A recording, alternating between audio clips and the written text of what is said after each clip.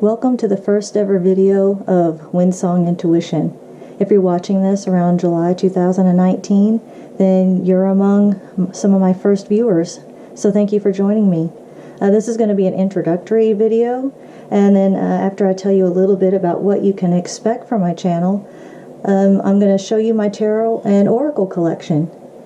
I'm an intuitive reader, which means that I don't always follow the traditional meanings of tarot or oracle cards.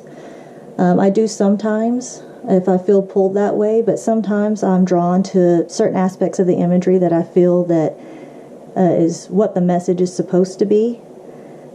So what I really want to do with this channel is I want to help people with certain issues that they may have trouble resolving for themselves. I want to help them live the happiest and the best that they can be. Sometimes people are curious about issues or they're struggling with certain things, and I'd like to be able to help them with that. And so if you're joining me, hopefully some of the readings that I give will resonate with you. My readings tend to focus on life purpose, talents and gifts, help with grief, recognizing blocks or patterns, and sometimes those patterns can be good or bad. Past issues that may be affecting the present, and that can even include past lives. I'm also hoping at some point to do some charm or stone casting, and I'm also going to do reviews and walkthroughs of decks, because I have several decks that I think people would be interested in seeing and I haven't really seen a lot of videos about. So that's just a little bit about what you can expect from my channel, and I hope that you will join me for many, many more videos. Alright, so now I'm going to show you some of my decks that I have. Some of these are not in the original boxes, and some of these didn't come in a box.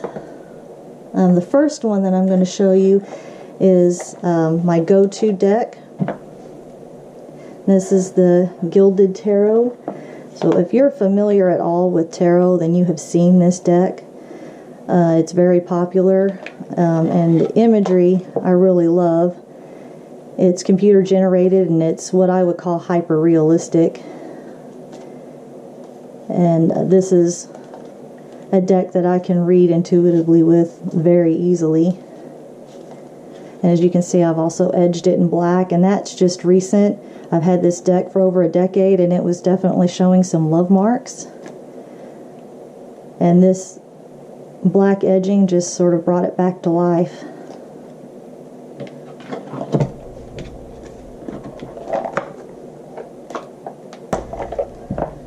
Okay, the next deck I'm going to show you is the Llewellyn deck, and this is also a fairly popular deck. And this is watercolor style, and as you can see, it is wider. Okay, a little technical difficulty there. Alright, as you can see, it is wider than a typical tarot, and it is also based on Welsh mythology and folklore, and the artist and the author wrote in the book for the major arcana the folklore that she based her major arcana cards from. So that's really nice information to have.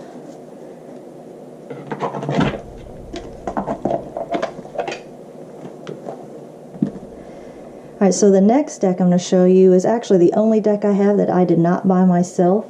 This was a gift.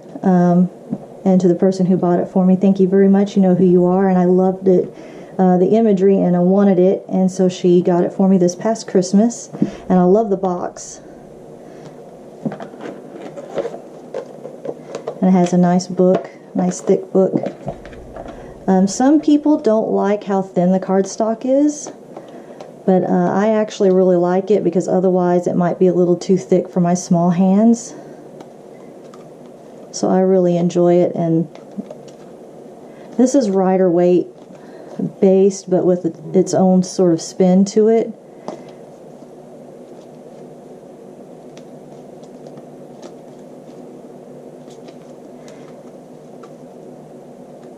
And a lot of people use the Shadowscapes deck.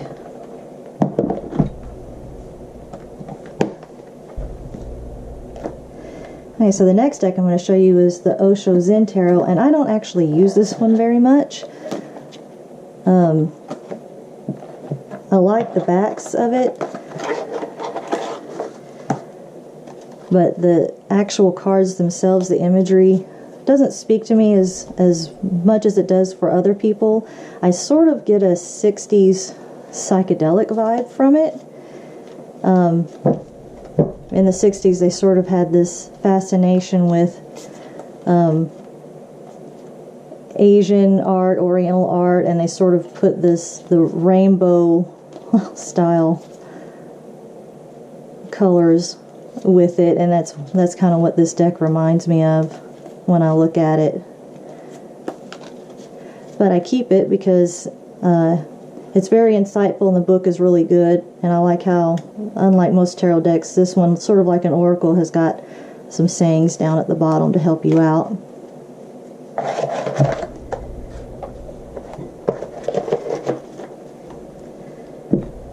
Right, the next deck I'm going to show you is the Crystal Power Tarot, and this is a really new deck for me. It actually, I believe, just came out this year. So the setup is really different.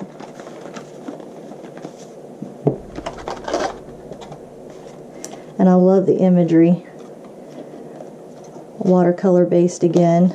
And like the oracle, it's got some affirmations down at the bottom, and it's also got an associated crystal with it. And this is a pip deck, so it's a little harder to read, strictly intuitive. But I really love this deck, and I'm really looking forward to getting to know it better.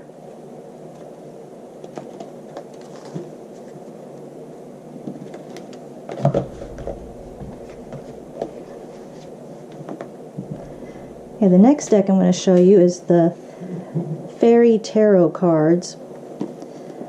And this is actually my thickest deck. And you will see, if you're not familiar with it already, it's wide like oracles, and it's got the gilding, and because it's 78 cards, it's extremely thick, which can make it hard if you're like me and you're a rifle shuffler, which some people don't like to do because they feel it damages the cards. But it's also a little hard for me to do overhand shuffling. But the times that I have used this, it's read beautifully, and it's got the affirmations down at the bottom. I really love the imagery.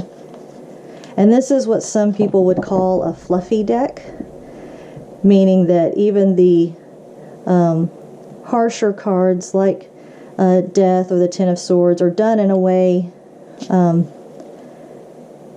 are a little softer, a little less jarring. And some people don't like it for that reason, but I actually really love the imagery, and I love how it reads.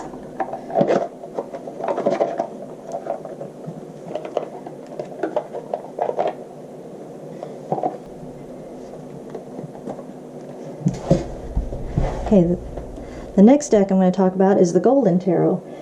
And I actually got this because a reader that I went to often and trusted a great deal used this, and I just love the imagery in it, and I love the readings that she gave with it.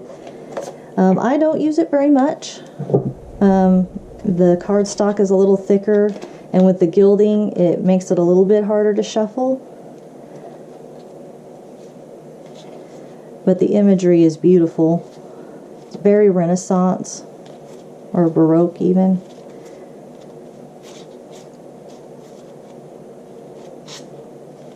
And again, it's a traditional Rider-Waite-Smith style.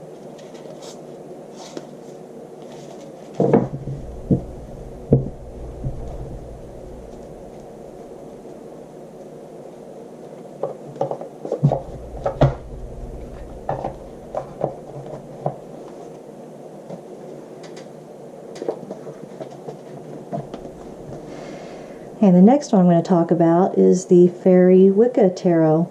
And this is one I've only seen a few videos about, and some people like it and some people don't. especially the books. There are actually 2 bigger books that you can purchase separately, or it may come in, some editions come in a kit. Mine didn't. Mine came exactly as you see it right here, with just a smaller book, and then the cards are in their own separate box within a box. Some people took issue with her explanation of Wicca, I believe. But I don't actually use this deck very much. I've kept it mostly because it's sort of hard to find. You can find it out there, but it's not. It's sort of an uncommon deck. I'm not as fond of the imagery.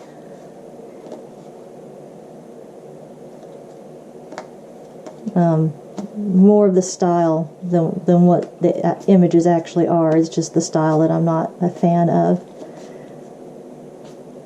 And it can be kind of hard to read if you're not familiar with Wicca, which I'm not. And the book is also a little hard to navigate. It takes a little getting used to. And some of the cards are Rider-Waite-Smith and others are not. But I've kept it because, like I said, it's a fairly uncommon deck. You don't see it used very often.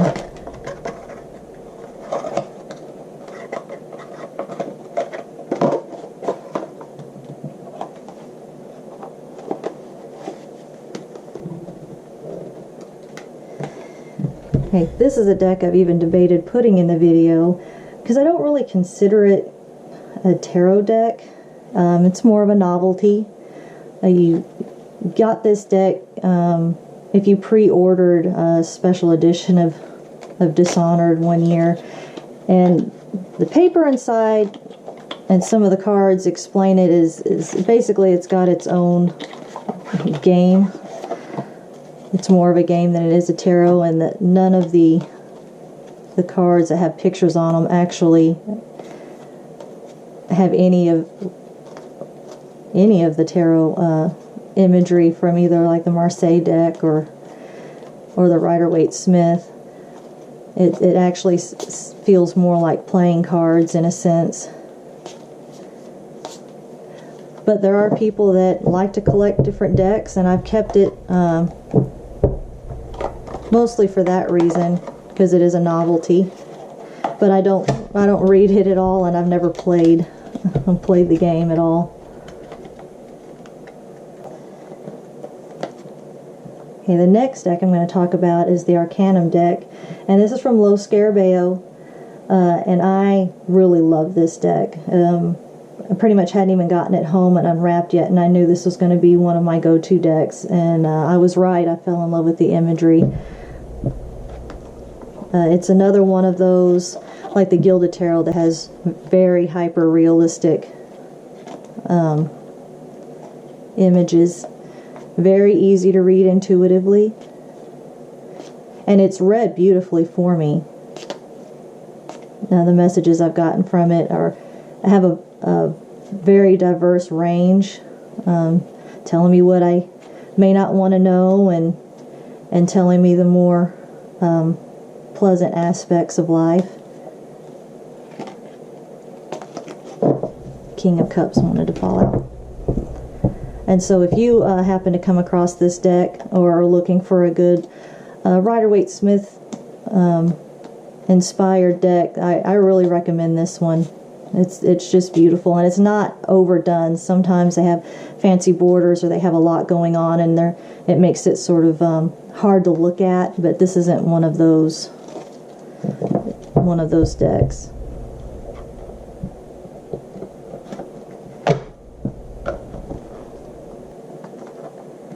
But the next deck I'm going to talk about is the Tarot della Nuit. I'm pretty sure I didn't pronounce that right, but this is another Lo Scarabeo deck, and this is sort of the darker version of some of these hyper-realistic decks. And from my understanding, the artist had done all of the imagery really without much knowledge about tarot, and then Lo Scarabeo sort of saw some of her images and thought this needs to be in a deck, and so sent somebody to her that they considered a tarot expert to help her put the meanings to the cards and for the book. And I've actually edged mine in silver. It doesn't come this way, but I just thought it went really, really well with it. And this is, like I said, it's another hyper-realistic deck. And the images are beautiful, and this deck is, for me at least, not one that I want to read if I'm in a darker frame of mind or I'm depressed or sad. This is a deck that really needs to be read. Possibly if you want to do shadow work, but you definitely want to come at it with a positive attitude. It's already dark enough, you know, it doesn't need to have any darkness added to it.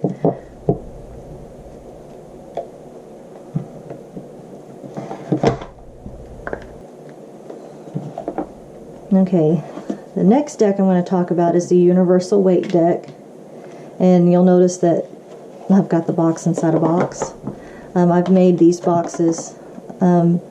This was the very first tarot deck that I ever had, that was purchased for me by my mother when I was a teenager, and through unfortunate circumstances I no longer have that deck, and I had wanted to repurchase it, and you may have seen the newer edition of it is in a blue box, and I had thought about buying that, and I was looking on eBay and I noticed that a few people had the original addition to it. And this one, even though you can see that the box is sort of worn, it's actually, the cards themselves are still wrapped in the cellophane. So I was really excited to get that, and so that's why I'm keeping the box, even though I wanted to put it in a sturdier box, but I'm still keeping the original box for it. So I'm really happy to have this deck back. And the next deck I'm going to talk about is one of my newest decks, actually, the White Sage Tarot. And I've already taken the plastic off of the tin, but when I started to open it, for some reason oops, I'm a little clumsy, you'll find that out. For some reason I just decided that I wanted to do a first impressions video. So that's actually something that you're going to see, is a first impressions video. So all I've seen is the top card and the backs, and I've only sort of flipped through about like this with the book, so I haven't actually stopped and read any of it. So be keeping an eye out for a first impressions video.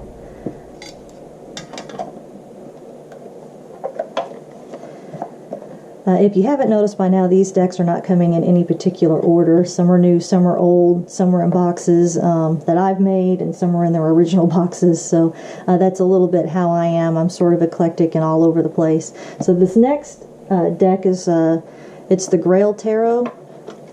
And this, of the boxes that I made, was actually my thickest one, and I'm actually going to be doing a walkthrough of this. There are a few videos out there that show this deck, but what I want to do is show the mural in its entirety. Some people have shown the mural in part, but if you lay these cards out, they actually connect together to make a mural, and I want to show that and try to get as much of it in as I can. So they're all in order and ready to go for a video. But this is, because obviously with the Grail, it's very religious based, and it has Renaissance imagery. And it has a book that comes with it, and I highly recommend that you get the book. If you see it separate, get the book, because they've renamed certain things. They don't use king, queen. They use lady, master,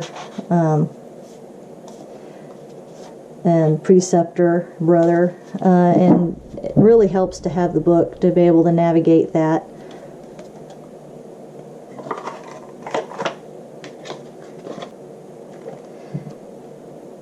Okay, the next deck that I'm going to show you is the Millennium Tarot. And I'm actually not going to show you a whole lot of these cards, and the reason for that is this is going to be my very first walkthrough for you, because I have not seen a video yet at all showing this. And when people have shown their collections, I haven't even seen anybody show this as part of their collection. If you look online, you'll see 2 blog reviews, and those came out around the time that the deck in its entirety came out. And so I will show you a little bit of the deck. It comes with square edges, and I had briefly thought about rounding these edges until I found out that it's a rare out-of-print deck that you just don't find anywhere. So I'm really excited to show you in the walkthrough this deck in its entirety, and it's very interesting. And like I said, if you look it up, you're not going to really see anybody talk about this deck, which is really confusing for me because when I saw it, I just fell in love with it, and I don't really use it. And once I got it, the images didn't really speak to me, and it is a pip deck.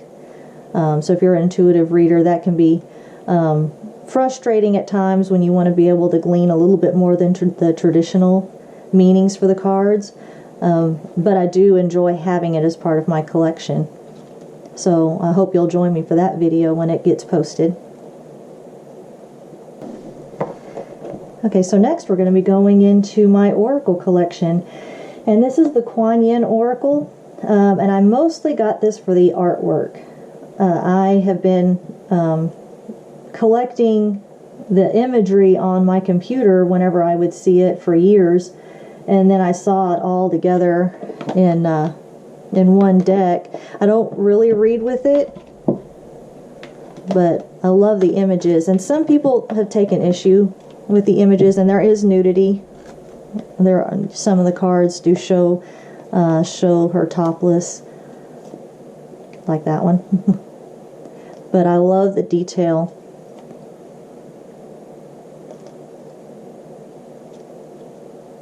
It's soft, but at the same time the images can be very powerful. And like, for the oracle, it just doesn't really have a description of what the card means. It's mostly the name of the card, so you can read intuitively with it, but it's actually, you get more out of it if you use the book.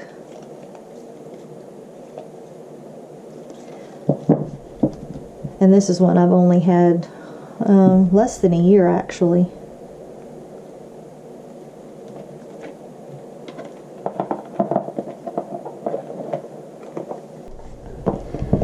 Okay, this is the Oracle of the Dragon Fae, and this is actually a fairly popular deck, but it's you see it mostly now in the newer edition. This is, I've had this for over a decade, and so obviously this is one of the first editions, if not the first edition. And I don't use it that much. Some of the imagery doesn't resonate with me, and I think that's why they redid it. The backs are completely different, and I kind of wish they'd kept the backs the same, simply because I might have, I still want to get the newer edition, but I could have sort of mixed and matched what I didn't like and what I did like. And unfortunately, see, this is one of the images that I just don't resonate as much with, this style of artwork. I like this style of artwork a little bit better. And they did replace, I believe this was one of the ones they replaced, but they did also replace some of the, this is actually the image, I believe, that they have on the backs and on the front of the box. They did replace some images that I wish they had kept the same, which is why I would like to be able to mix and match it. This is another one that they replaced. And I believe they replaced these artists. This is a multiple artist deck. There wasn't just one artist that did this, which is why you see such a difference. But the artist, I believe, who did this style of artwork is the one they got to replace the less popular cards. But I still really love this deck enough that I want it part of my collection.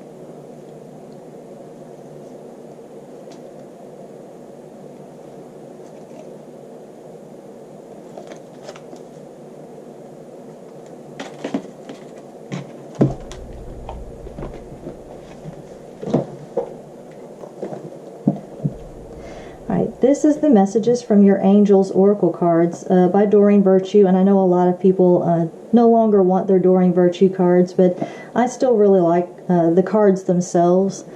This is one of the first oracles that I got, and this is definitely my first angel oracle that I got. And it's an older deck, and so if you're familiar with oracle at all, you've probably seen this deck floating around. Now, this was my first experience with oracles that had the actual meanings on them, so that you didn't necessarily need the book.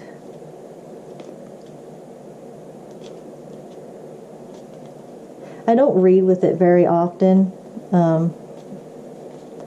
I have my go-to decks, and then every now and then I feel pulled for a specific reason to read with a different deck or a specific deck. This one I don't get drawn to read with very often, but I do still like having it as part of my collection. Right, this is also a fairly new deck for me, the Crystal Angels Oracle, and I really, really like this one. Partly because I really like sparkly stuff, but also I've really enjoyed the messages that I've gotten from this. It has the associated crystals with the angel, and the imagery is really beautiful. It can be a little busy. I've heard some people say that it can be a little busy around here. And this is a good way, too, of learning about the different crystals and what the crystals can be associated with, or how they can help you, some of their properties. I've really, really enjoyed having this deck in the short time that I've had it.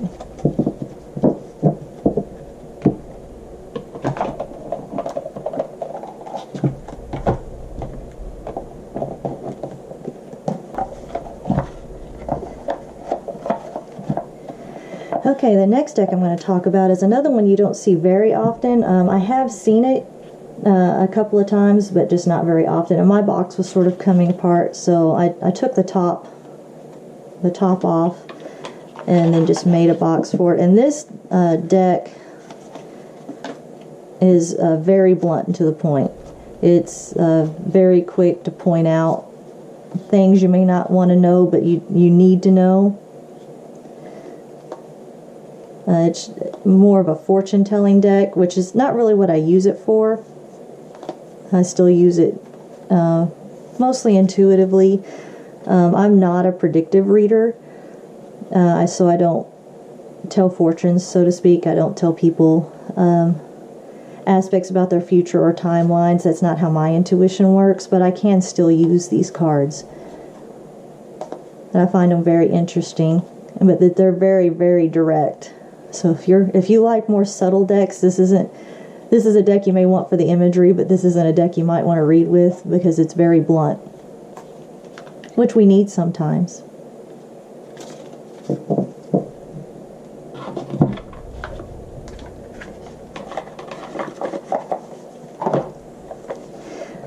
Okay, the next deck that I'm going to talk about is the first set of cards I actually bought for myself, which is the Fairy Oracle. And there's my personal card. This is a Brian Froud fairy deck, and this has got its own system. As you can see, I've actually edged mine in gold, but it's got its own system. The names at the bottom are not going to really tell you anything. You can sort of read intuitively, I suppose, but you actually really need to delve into the book and understand each of the cards and their placement in the deck and what each of the fairies is designed to do.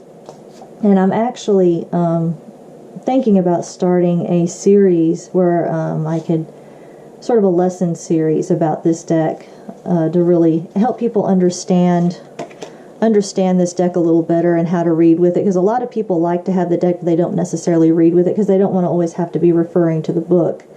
So I'm trying to work out the best way to sort of understand it without needing to refer back to the book all the time. So that's something I'm working on, and hopefully you'll see in the future.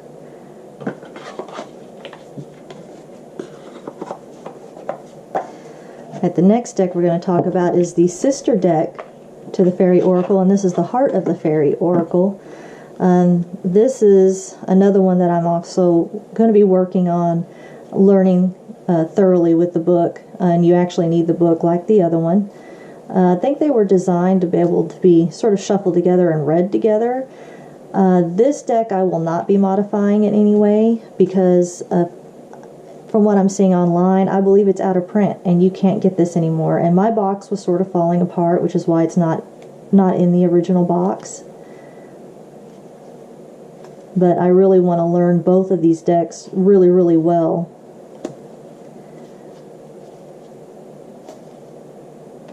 So if you happen to come across this deck, and you can find it for a really good price, I highly recommend getting it because it's from what I'm seeing online, you can't get it anymore.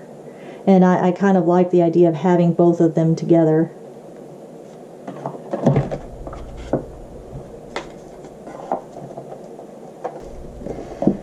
Okay, so the next deck I'm going to talk about, I wouldn't really call them oracle decks. The Celtic Totem Animals, it comes with a CD with drumming, and this is supposed to, the goal of it is to help you find your spirit animals.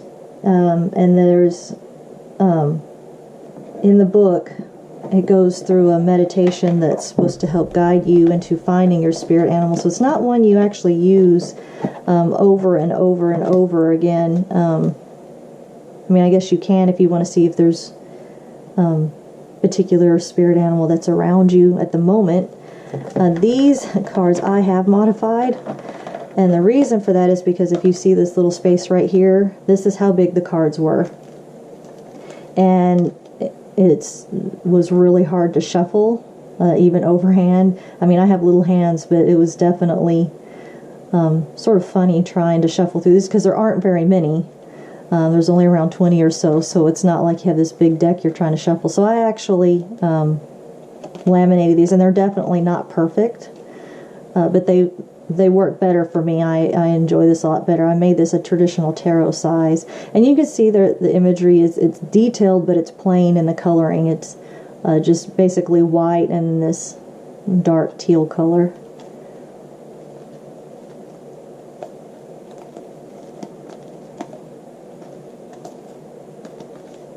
And this is one I don't really see anybody using either.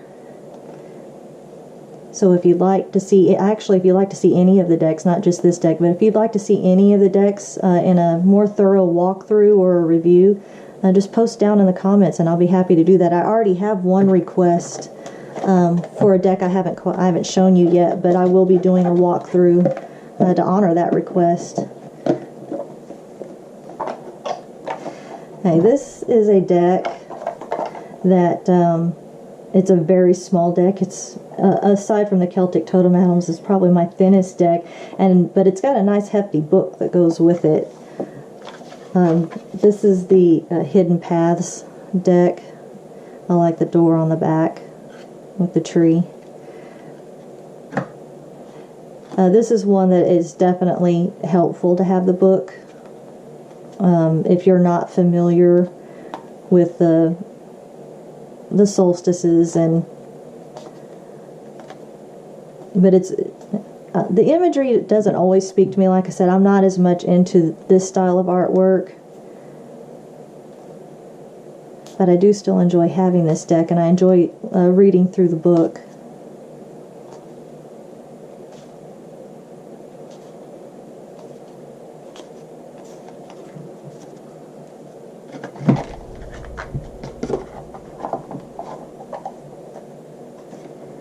Okay, this is the Spirit Animal Oracle, and you see this one everywhere. A lot of people use this deck.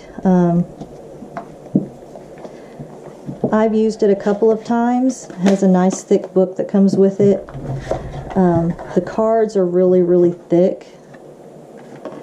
I see the back is a nice pastel color here.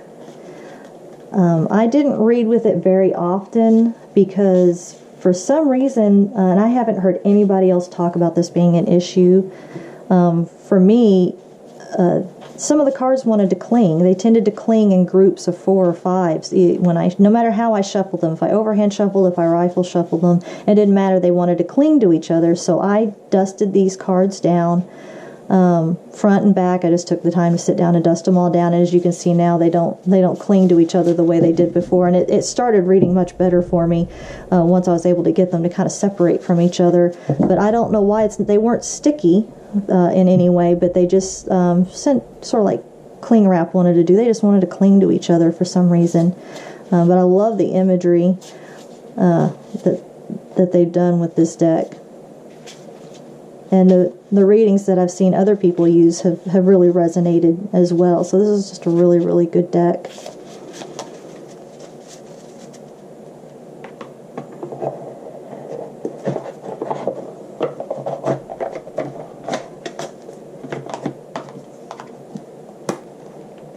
And this is also a very new deck for me, the Guardian Angel reading cards.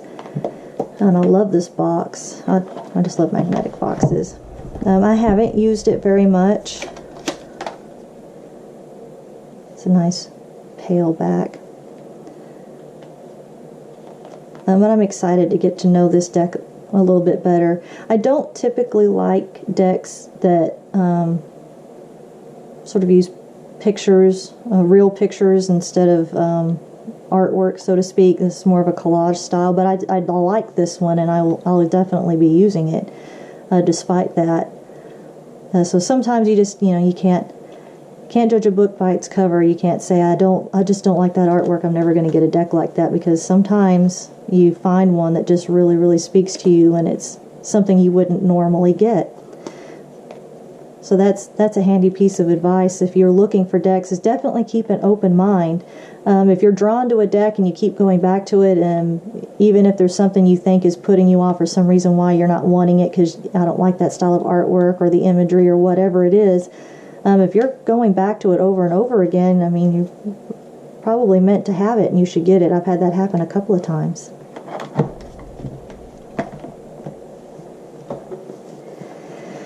Okay, my last oracle that I'm going to show you is the Enchanted Lenormand, and this isn't your traditional, well, I shouldn't say traditional because it is a traditional oracle, but it's not the oracle that you're used to seeing. Some people say Lenormand, others say it more French, the Lenormand, because that's where it originated from. And this is a specific oracle method. This isn't one that you read intuitively at all. I'm not familiar with this style of oracle card, and I'm wanting to learn, which is why I have it. They typically come smaller because they have a spread that's called the Grand Tableau, which uses all 36 cards. And this is one that's actually read more like a sentence. That each card is sort of like, has its a certain set of words or meanings that go along with it, like clover's luck and that sort of thing, but it depends on what cards are next to it as to how you read it. And I'm really interested in learning how to do that, because it seems very direct, even though as you're learning it, it's hard to understand, because you may not understand how to put the sentence together, so to speak. It's sort of learning a new language. This is an extra card that actually comes with this particular deck. But I'm really interested in learning these. And this is a deck that was recommended by some other YouTubers as a beginning Lenormand deck. So I'm really excited about this. And you can see it's got the playing cards. It's based on a playing card style of reading. So if you've never heard of Lenormand, look it up. It's very interesting and very different for those of us who are intuitive readers.